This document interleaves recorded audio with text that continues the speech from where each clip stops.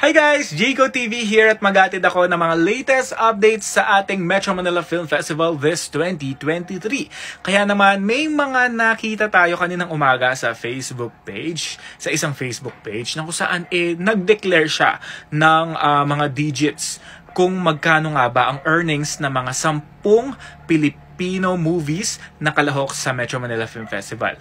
Tara, pag-usapan natin. Ito guys ay mula sa Pinoy History na deleted na ngayong time na to dahil may nangyari at sasabihin ko sa inyo why. Dahil ito mismo ang post ang kinita ng mga pelikulang kalahok sa Metro Manila Film Festival 2023 sa unang araw sa mga sinihan ayon sa ticket sales daw. Okay, so unahin natin ang Rewind, 110 million daw. Malyari, 31M. Penduko, 25 million. Family of 2, 12.5M. Firefly, 11.1M. When I Met You in Tokyo, 10.1.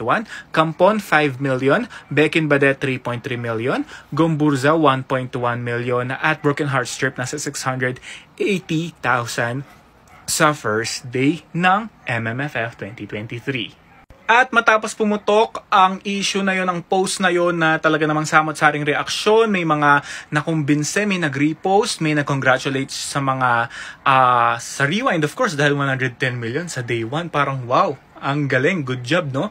Pero ito guys, nag-post muli ang Pinoy History at deleted na po ang ating nakitang post kanina at ito na ang kanilang sinabi sa kanilang post.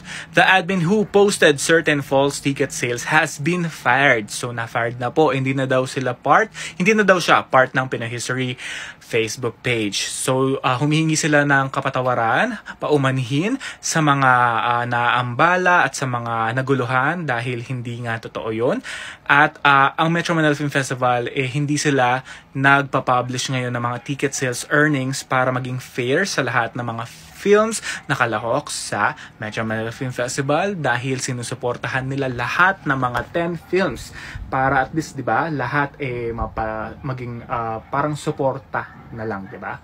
Kaya naman ayun na nga mismo guys ang buong pangyayari sa nakita nating post kaninang umaga na ayun na nga yung ticket sales earnings o box office earnings daw nung day 1. Well, it's not true. So hindi po tayo dapat maniwala doon dahil nagsabi na nga ang Pinoy History na deleted na yon at na-fired na po ang staff na nag-post nun. Kaya iwas-iwas po tayo sa fake news.